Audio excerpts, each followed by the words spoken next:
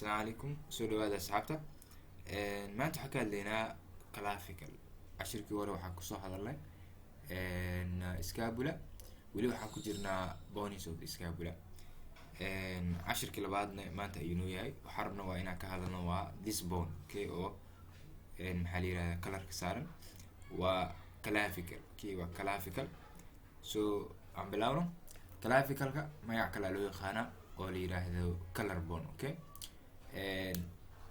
clavicalka waxay kasoo bilaabataa extends kasoo sameysaa between inta u dhaxayso manubrium of the sternum up to the acromion of the scapula okay waxay kasoo bilaabataa manubrium of the sternum oo ilaa laga soo gaarayo acromion of the scapula saa ujeedaa manubrium of the sternum ay kasoo bilaabataa waxayna imaataa up to acromion okay acromion cashirkii hore ayaan si fiican ugu soo hadalnay waxaa lagu tiriyaa marka ayada inay tahay longy bone clavicalka and can be palpated along its length okay waana la arki karaayo haddii maanta la taabto clavicalka waa la fiiri karaa waa la arki karaa khaasatan waxaa lagu arki karaa dadka caatada ah clavicalkooda caadi ayaa loo taaban karaa palpation loogu sameyn karaa okay clavicalka marka waxay qabataa saddex shaqo ugu muhiimsan waxay qabato kow waxay sameysaa attaches laba waxay sameysaa protect saddex waxay sameysaa transmit forces okay so attachka maxay ku sameysaa attaches waxay sameysaa upper limb to trunk upper limbiga ay waxay ku xirtaa trunki ay ku xirtaa as the part of the shoulder girdle okay sidoo kale protect waxay u sameysaa underlying neurovascular structures okay waxaa ku jiro neurovascular structures ay gudaheeda ku jiro so way difaacdaa marka clavicle so important waa marka inay taqaanid function of the clavicle waxay sameysaa protects underlying neurovascular structures ayadoo waraabinaysa marka supplying the upper limb okay macnaha waxya neurovascular supplies ka ku sameeya upper limbiga ay protection u sameysaa waa macnaha sidoo kale transmit forces from upper limb to the axial skeleton okay awoodaha iyo waxay u gudbisaa upper limbiga to the axial skeleton okay this is the clavicle oo no claresa waa clavicle and bone landmarks and articulations okay clavicle sideeda waa slender bone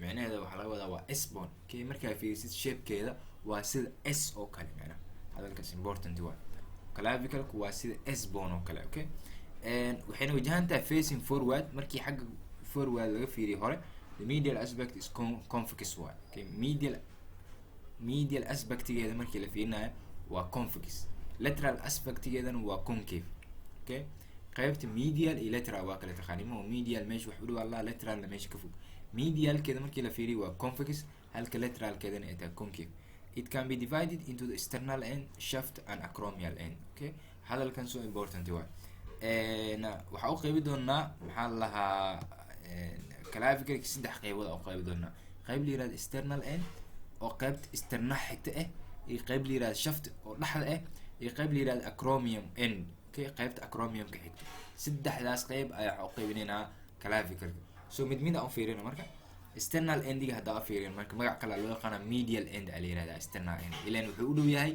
clavicle okay medial end iyo sternal end waa isku mid marka sternal endiga marka waxa ku jiro contains waxa ku jiro large facet good for articulation kaasoo ku xirmanaya marka manubrium of the sternum at sternoclavicular joint okay sternal endiga waxa ku jiro good large facet ku jiro marka ay leedahay macnaha maxaa marka uu faa'iidiis yahay faa'iidis waxa waa articulation waxa ku sameeya marka meeshaas manubrium of the sternum at the sternoclavicular joint macnaha sternoclavicular joint waa meesha iskaga xirmanayaan macnaha okay joint yaa jiro oo la yiraahdo sternoclavicular joint sternumka iyo clavicalka waa inay isku xirmadaan okay sternumka waa naqaana daas marka fiirino sternumka waa kana sternumka so sternumka marka sidoo clavicalkan iyo sternumka isku xirmadaan waa inuu jiraa joint isku xiraa labadan waxa loo yaqaanaa marka sternoclavicular joint okay sternoclavicular joint okay the inferior surface of the sternal end is marked by rough oval depression for the costoclavicular ligament okay waxa la marka qaybta hoose ee sternal endiga markii la fiiriyo waxaa jira wax loo rough maxaa waa smooth iyo rough waa kala qanamo rough waxyaaba good meel good iyo waxa la yiraahdaa rough oval depression ayaa jiro oval depression macnaha shape-kiis waa oval waana depression good ayaa jiro for costoclavicular ligament ay ku dhigaan costoclavicular ligament okay sabirka waa arki doonaa. Okay, waa u tagi doonaa dhimana. So ila fahan marka qaybta inferior surface of the sternal endia waxaa jira waxa la rough oval depression. Okay, maxaa marka oval depression kaas muxuu yahay? waxaa jira waxa la costoclavicular ligament oo meesha ku dhago. Okay, okay, shaftiga haddaan u imaano marka waxaa lahay shafty of the clavicle. shafty micneheeda haddaan markas idin sheego waa qaybta dhexda waayo. Okay, okay, shaft of the clavicle markii la fiirinayo acts point of origin attachment for several muscles. inta badan shaftiga waxaa ka imaado attachment inuu ku sameeyo muscles inta badan ku sameeyo several muscles. Okay, shaftiga inta badan waxay qaabilsan tahay inay muscles ka soo baxaan, muscles ku dhagaan. Okay, okay, waxaa kamid ah marka muscleskaas deltoid muscle, trapezius, subclavius, pectoralis major, sternocleidomastoid and sternohyoid. muscleskan muhiim waa inay taqaanin. hadhow ileen markaa mari doono muscleska waxaa rabaa inay aad ula fahantid meelaha ay ka imaanayaan, meelaha ay ku dhagayaan. Okay, so shafty of the clavicle-ka maxaa noo miisan? deltoid, trapezius, subclavius, pectoralis major, sternocleidomastoid iyo sternohyoid. Okay, acromial end umaan marka. acromial end waxaa lahay hoses small facet for articulation with acromion of the scapula for acromioclavicular joint. hadday markaa joogno qaybta sternal endiga waxay leedahay sternoclavicular joint oo sternumka iyo clavicle isku xiraysa. halkaa markaa joogno acromiumkana waa inuu jira asigana wax isku xiraa acromiumka iyo clavicalka. waxaa loo yaqaanaa marka acromioclavicular joint. Okay, is also serve the attachment point for two ligaments. Okay, sidoo kale waxaa ku dhaga ayadana laba ligament ayaa ku dhaga meeshaan. waxaa loo yaqaanaa conoid tubercle iyo trapezius line. Okay, laba ligament ayaa jiro qaybta acromial endiga. midkood waxaa la yihahdaa conoid tubercle. Okay, conoid tubercle marka maxaa waaye? waa attachment point for conoid ligament medial part of coracoclavicular ligament. Okay, waa attachment point oo ku dhagaya marka conoid ligament medial part of coracoclavicular ligament. Okay, halka trapezoid line uu yahay attachment point for trapezius ligament at the lateral aspect of coracoclavicular ligament. Okay, okay, afirina marka hadda waa maxay coracoclavicular ligament-gan marka oo hadda aan soo sheegay. Okay, coracoclavicular ligament waxaa la yiraahday waa very strong structure. Okay, waa very strong structure effectively suspended the weight of the upper limb from the clavicle. waxaa la dhahay waa very strong structure aad u awood badan waa effectively suspending. Okay, marka ka imaanayo kasoo laado weight of the upper limb to the clavicle. upper limb awoodi oo dhan upper limb ku xiray clavicle.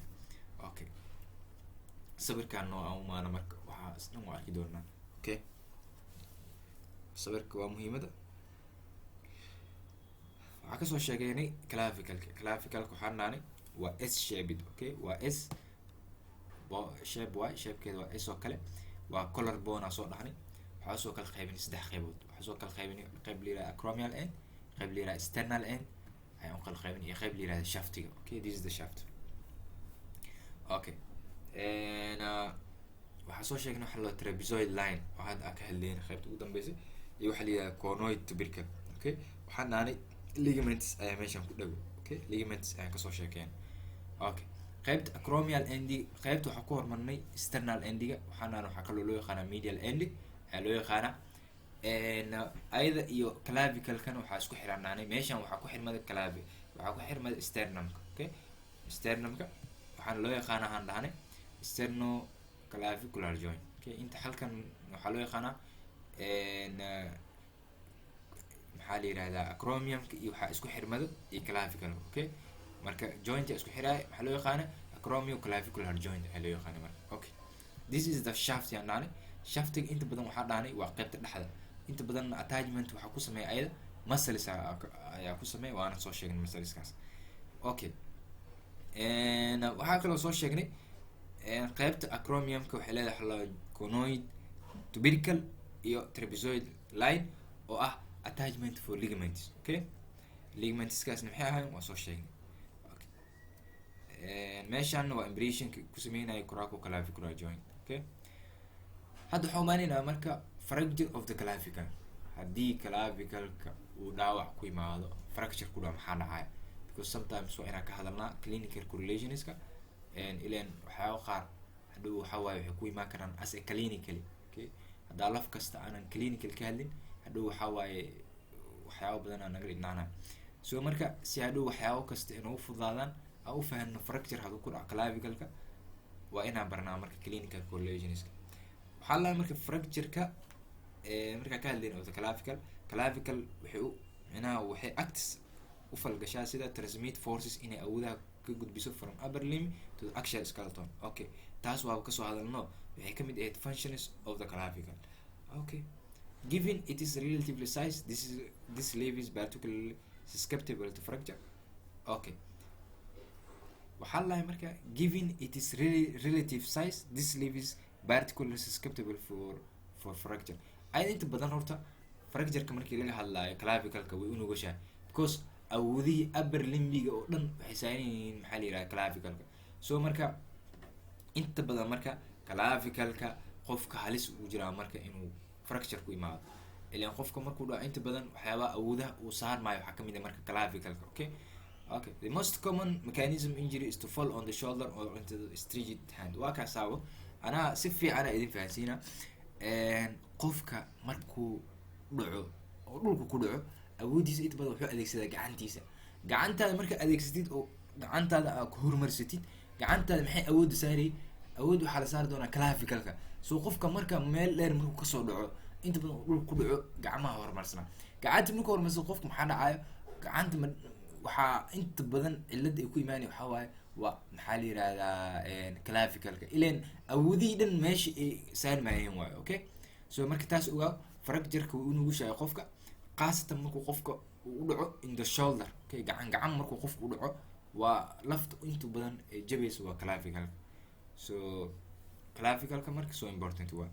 Okay, clavicalka waxaa loo kala qaybiyaa 3 qaybood oo fractureka markii laga hadlayo. 15% wuxuu ka dhacaa in the lateral third, qaybta markii loo fiiriyo lateral third ayuu ka dhacaa. 80% wuxuu ka dhacaa middle third-ga, halka 50% uu ka dhaco middle third-ga. Okay, 5% sorry. Okay, that's the main point. waxaa ka hadlayna waxaa waaye clavicalka waa maxay? clavical qaabkeeda magaca kale loo yaqaano S shape inay tahay, functionkeeda iyo qaybaha loo qaybiyo oo ah acromial end, external end iyo shaftiga. 3 qaybood jointyada isku xiro maxaa la yiraahdaa shaftiga muscleska ku dhago iyo waxyaabaha kale ee soo raaco ligamentska. Okay, so inkastoo maxaa la yiraahdaa jointiska iyo ligamentska iyo waxyaabahaas cashir gooni uga hadli doono, haddana sometimes waa muhiim inaan sii baranaa. Okay, so clavical kalaasa kusoo keenina insha Allah taala. Next lecture waa inoo